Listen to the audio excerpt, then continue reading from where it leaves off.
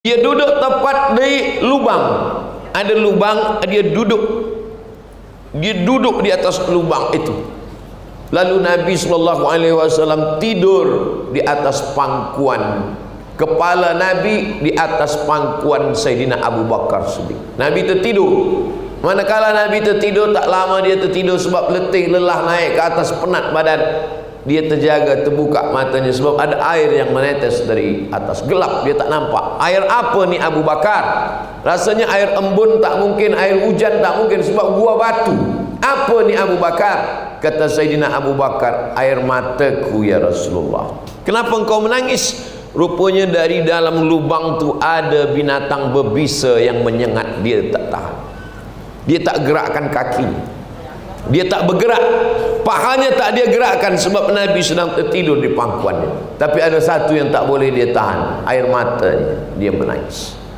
Itulah maka jangan kita cemburu, jangan kita bertanya, jangan kita kenapa ni Abu Bakar ni radhiyallahu an?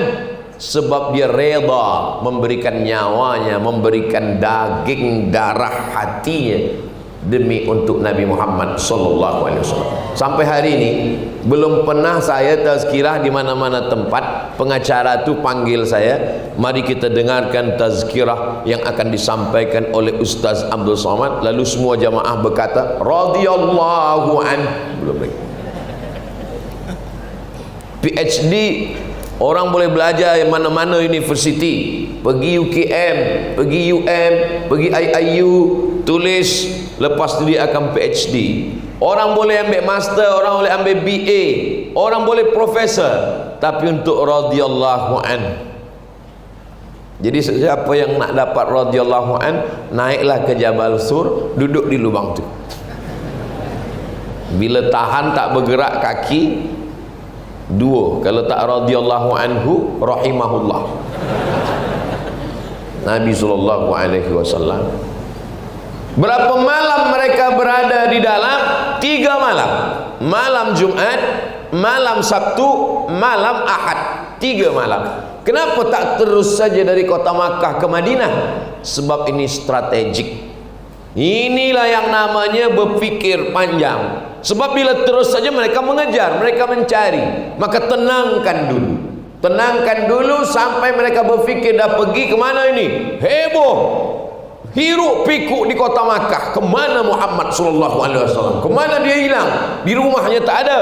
Di mana-mana tempat tak ada. Sekarang banyak juga perempuan yang mencari laki suami dia hilang. Kemana suami saya? Tak ada. Rupanya di kedai kopi tak balik-balik. Nabi sallallahu alaihi wasallam 3 malam di atas. Siapa yang menjaga dia di atas? Sayyidina Abu Bakar Siddiq.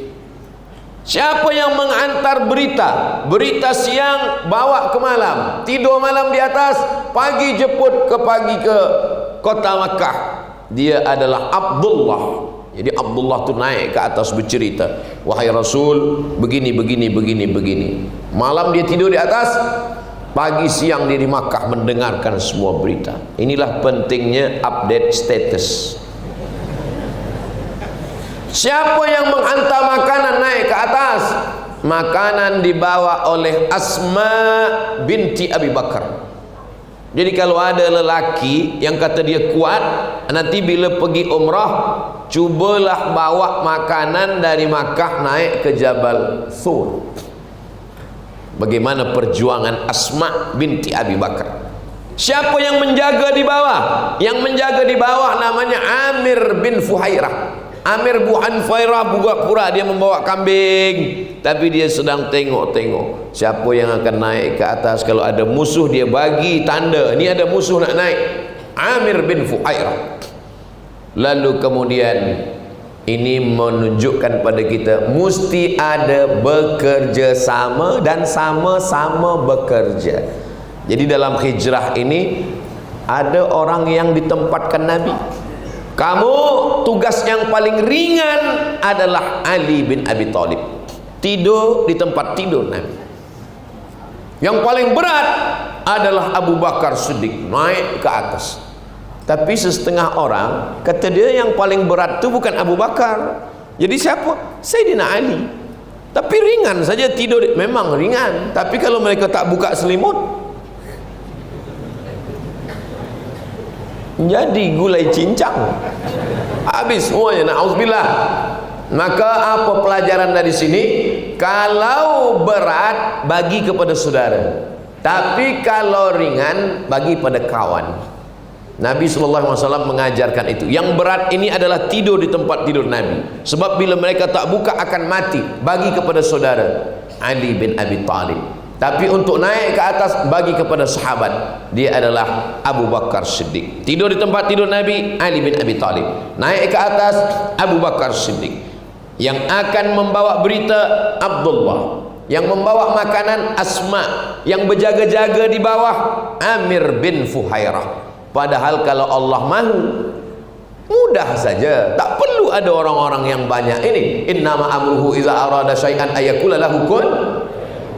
Tapi ma'al hijrah mengajarkan pada kita meletakkan orang-orang baik di tempat yang baik, orang-orang yang benar di tempat yang benar. Ini ajaran Islam. Jadi ma'al hijrah ini kita mesti berfikir sekarang, di tahun 1445, siapa yang kita tempatkan di sini? Siapa yang akan mengatur ini? Siapa yang berstrategik kita menghadapi 1445? Ma'al hijrah. Ini banyak orang sekarang bila ditanya umat Islam ni, Ustaz Somad, macam mana kita 1445? Bismillahirrahmanirrahim. Allah, la haula wala quwata illa billah. Serahkan pada Allah. Serahkan pada Allah tu setelah kita atur semuanya. Kamu di sini, kamu di sini, kamu di sini. Setelah itu barulah kita katakan Bismillahirrahmanirrahim. La haula wala quwata illa billah. Saya tak ingin umat Islam ini setelah dia mengamalkan ajaran Islam, dia tak nak berusaha, tak ada ikhtiar, tak ada usaha, tak ada strategik. Semua serahkan pada Allah. Ada suami-suami yang begitu hari ini. Bila isteri dia bertanya, macam mana makan anak kita, macam mana kerja, macam mana usaha, serahkan pada Allah. La haula wala quwata illa billah. Kalau ada suami macam itu, perempuan tak usah marah, tak usah bagi dia tazkirah, tak usah mengamuk, tak usah membebel, diam saja. Nanti sampai pukul 12 dia bertanya, mana makan siang kita? Serahkan pada Allah. Itu namanya membalas, musyakalah nama dalam ilmu balaghah. Lalu kemudian malam Jumat, malam Sabtu, malam Ahad, malam Isnin, mereka pun bertolak dari Jabal Thur menuju Yasrib. Namanya Yasrib. Yasrib artinya tanah mati, tanah kering, tanah banyak penyakit. Yasrib dirubah Nabi namanya menjadi Al-Madinah Al-Munawwarah. Al-Madinah kota, Al-Munawwarah terang benderang dengan cahaya. Karena gelap, selama ini gelap, manakala dia datang terang, maka disebut dengan Tala'al Badru alaina. Nabi semua yang tak baik itu dia ubah. Abu Bakar tu nama dia Abdul Ka'bah. Mana baik? Nama awak siapa? Abdul Ka'bah. Nama awak Abdul Hajar Aswad. Nama Abdul Ka'bah dirubah Nabi. Tak boleh mengambakan diri pada Ka'bah. Dirubah Nabi namanya menjadi Abdullah. Nama ayahnya bin Abi Quhafah. Kerana anak gadis dia menikah dengan Nabi, dipanggil Abu Bakar. Abu Bakar Siddiq radhiyallahu anhu. Mudah-mudahan iman kita seperti iman Abu Bakar Siddiq. Ma'al hijrah ni membangkitkan lagi semangat kita, bagaimana mereka hijrah pada malam itu. Lalu mereka pun pergi. Yang menunjukkan jalan ini guide, yang menunjukkan jalan ini namanya Ibnu Uraiqid. Ibnu Uraiqid tak Islam. Dia bukan orang Islam. Dia tak beriman. Dia tak bersyahadat. Dia tak percaya kepada Allah SWT. Dia musyrik, menyembah berhala. Kenapa dipakai Nabi? Kerana yang digunakan adalah ilmunya. Ilmu untuk menunjukkan jalan.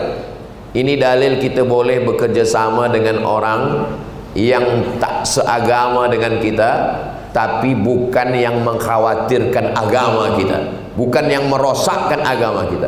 Sebenarnya kalau untuk jalan dari Makkah ke Madinah, Nabi panggil saja malaikat Jibril alaihissalam, selesai. Jibril bawa tunjukkan, subhanalladzi asra bi 'abdihi lailan minal masjidil haram ilal masjidil aqsa, naik ke Sidratul Muntaha, selesai. Tapi kenapa ma'al hijrah ini perjalanannya panjang? Sebab ini mengajarkan banyak ilmu kepada kita.